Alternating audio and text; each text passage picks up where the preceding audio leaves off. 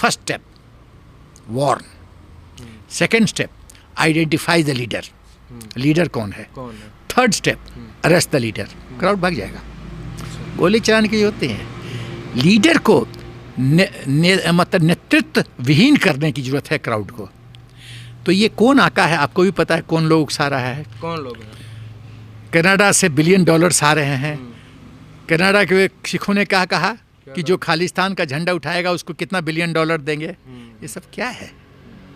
तो सवाल ये पैदा होता है कि हमको भी पता है, आपको भी पता है, और सरकार तो हम लोग से ज़्यादा बुद्धिमान है। हम तो सरकार में नहीं हैं, बट सरकार तो बहुत ज़्यादा बुद्धिमान है भाई, उनको पॉलिटिकल विजडम है, तभी तो वो गद्दी में बैठे हैं। एक आदमी जो चाय बेचता था आज प्रधानमंत्री है, तो ओवरनाइट तो प्रधानमंत्री नहीं बना, उसने साधना की, संघर्ष किया, मेहनत किया, साधना किया, अपनी काबिलियत बढ़ाई, राष्ट्रभक्ति की, पूजा किया, तब यहाँ पहुँचे हैं। ये लीडर को अरेस्ट करो, फास्ट ट्रैक कोर्ट से ट्रायल करो और देश के बाहर निकाल कर फेंक दो, उठा के बाहर फेंक दो।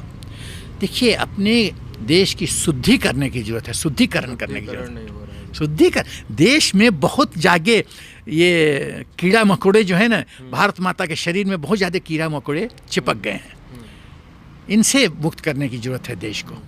नहीं, वो तो सबने देखा कि जिस प्रकार से खालिस्तानी झंडा लहराया गया, और कुछ जो यूएपीए के तहत जो जेल में बंद हैं, कुछ छात्र हैं और जो उपद्रवी हैं, उनको भी रिहाई करने की मांग की गई। ये सारी चीज़ें तो सरकार के भी कानों में जाती होगी। सरकार तो बेशक इस पे परीक्षण कर ही रही होगी लगातार, लेकिन फिर भी बातचीत की जा रही है, सरकार बैकफुट पे आ रही है कि हम 1.5 साल के लिए कानून रोकेंगे, और इस तरह के हिंसक उपद्रव हो रहे हैं। अब क्या लगता है कि सरकार कुछ फास्ट ट्रैक के मतलब कि कुछ कड़ा नियम लागू करने जाएगी इसका हल निकालने के लिए? देखिए, पहले हमको समझना चाहिए कि ये जो विद्रोह हो रहा है बिचौलियों के द्वारा, विद्रोह है क्या?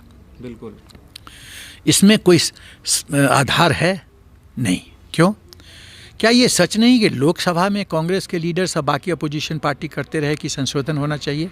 क्या ये सच नहीं है? शुरू तो मांग भी इनका भी यही था कि संशोधन। तो आप लोग तो मीडिया में, आप लोग के पास तो सब रिकॉर्ड है, आपके पास लोकसभा में सब कांग्रेस जो लीडर्स हैं उनका स्पीच है। अकाली दल ने जो समर्थन किया बाद में बोली नहीं हम अब साथ छोड़ते हैं। पहली बात तो ये है। दूसरी बात जो मैं कहना चाहता हूँ कि मोदी जी ने ऐसा क्या गलत किया है। मैं एक बहुत ब्लंट उदाहरण देना चाहता हूँ। वो ब्लंट उदाहरण ये है कि मान लीजिए कानून है कि आप खाली ऑटो में चलेंगे, और कोई सरकार ये कानून बनाती है कि ऑटो में नहीं, आप हवाई जहाज से चल सकते हैं, ट्रेन से चल सकते हैं, साइकिल से चल सकते हैं, मोटरसाइकिल से चल सकते हैं, दोनों चीज़ आपके पास 10 ऑप्शन है। बेटर ऑप्शन कौन हुआ? जो आपके लिए सूटेबल। भाई, आपको फ्रीडम दिया गया, ऑटो से चलना चाहें तो ऑटो से चलें, मोटरसाइकिल से चलें, हेलीकॉप्टर से, आपकी मर्जी है। तो ये बेटर रास्ता नहीं है क्या? आपका ऑटो तो बंद नहीं किया, तो जो मंडी है उसको तो सरकार ने बंद नहीं किया। कहा मंडी के अलावे आप ये भी कर सकते हैं, वो भी कर सकते हैं, डायरेक्ट बेच सकते हैं, ये कर सकते हैं। इसमें क्या पंगा हो गया? हाँ, मुझे बात समझ में आती कि पंगा होता यदि सरकार कहती कि नहीं मंडी टोटली बंद, आप मंडी में जा ही नहीं सकते। तो ये तो बात है नहीं। तो इसका मतलब है उद्देश्य बहुत साफ है। अच्छा, अभी सरकार कह रही है कि क्लॉज बाय क्लॉज डिस्कस करो। डिस्कस करने के लिए तैयार नहीं है, क्योंकि क्लॉज में वो हार जाएंगे। तो हट कर रहे हैं, हट कर रहे हैं, कानून वापस करो। क्यों कानून वापस करो भाई? डिस्कस तो करो। आप बोलते हो अभिव्यक्ति की आज़ादी है, तो सरकार भी गवर्नेंस के हेड हैं, तो उनको कन्विंस करो ना कि तुम सही हो, वो गलत है। वार्तालाप करो।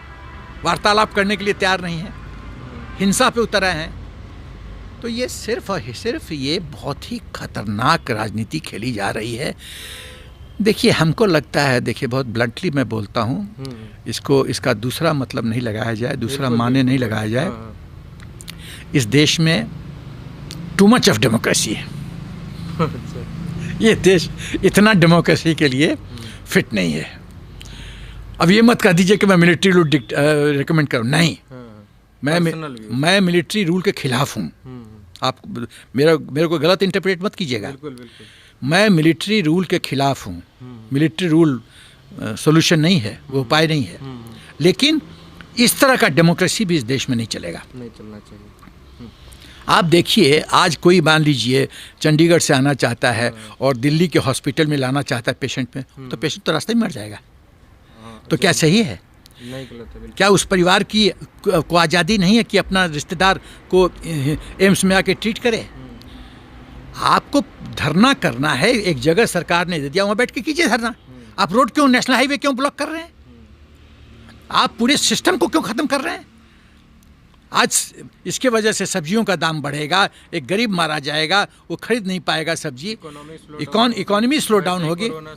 अच्छा, आज चाइना से जितनी कंपनी हिंदुस्तान में आना चाहती हैं, उनको क्या संदेश जा रहा है कि भाई हिंदुस्तान सुरक्षित है, मत यहाँ आओ। तो आप आर्थिक व्यवस्था को भी चोट पहुँचा रहे हैं। तो ये तो राष्ट्र के साथ द्रोह है, इसको सजा देने की जरूरत है। और सजा देने का, जैसे मैंने कहा, लीडरलेस करो, इस ग्रुप को लीडरलेस करो। सुप्रीम कोर्ट में भी ये बात, इसकी चर्चा हुई थी। सुप्रीम कोर्ट ने भी इस बात की आशंका जताई थी कि 26 जनवरी के दिन कुछ ऐसा नहीं होना चाहिए जिससे कि हमारे भारत की गरिमा पे कोई चोट पहुंचे। लेकिन फिर भी जो किसान नेता थे उसमें बोले नहीं, ऐसा कुछ नहीं होगा, सब कुछ शांतिपूर्ण ढंग से होगा। और बार बार यही सवाल पूछा जा रहा था कि अगर हिंसक उपद्रव हुआ तो ये जो सोकॉल्ड किसान नेता इसकी अगुवाई कर रहे हैं, वो अपने ऊपर जिम्मेवारी लेंगे कि हाँ मेरे कारण ये सारी चीज़ें हुई। देखिए, पहली बात तो ये है कि ये सुप्रीम कोर्ट का भी सम्मान नहीं करते। बिल्कुल, कमेटी में बोल रहे नहीं जाएंगे, कमेटी में नहीं जाएंगे, सुप्रीम कोर्ट का सम्मान नहीं करते। इनका सिर्फ और सिर्फ मकसद है उपद्रव करो, सरकार को उकसाओ ताकि सरकार हम पर गोली चलाए। ये इनका उद्देश्य है, ताकि ग्लोबली हिंदुस्तान की छवि खराब हो, अशांति फैले, जो इन्वेस्टर हैं वो डर जाएं, जो एफडीआई में गिरावट हो, आर्थिक झटका लगे, ताकि फिर ये शुरू करेंगे बेरोजगारी। देखिए, किसी भी आदमी में दोष ढूंढना बहुत आसान है। प्रॉब्लम क्रिएटर, हम लोग को जब हम जूनियर ऑफिसर थे तो हम लोग को सिखाया जाता था, don't be a problem creator, be a solution finder. Solution क्या है? सोल्यूशन क्या है? सोल्यूशन बताओ ना। खाली नहीं मानेंगे, कानून वापस लो, ये क्या बकवास है? नहीं, तो देश के साथ बहुत बड़ा षड्यंत्र रखा जा रहा है। और मेरा ख्याल है टू मच ऑफ डेमोक्रेसी। जनता माफ़ भी नहीं करेगी इन सारी चीज़ों को। अरे क्या देश की जनता क्या माफ़ नहीं करेगी भाई मेरे? देश की जनता का तो मेमोरी बहुत शॉर्ट होता है। अच्छा, अब अंतिम सवाल आपसे मैं लूँगा कि इसका मुख्यतः, अगर आपके हिसाब से, अब आप पर्सनल व्यूज बताइए कि इसका मुख्यतः उपाय है क्या कि जो ये सारी गतिविधियां जो भारत में की जा रही है उसका अंत हो सके? बहुत क्लियर एंड कट। देखिए, जब तक इंडियन पिनल कोड 121 और 124 को पूरी तरह से परिभाषित, नए तरीके से परिभाषित नहीं किया जाएगा, तब तक सुधार नहीं आएगा। राष्ट्रद्रोह क्या है, इसको परिभाषित करने की ज़रूरत है।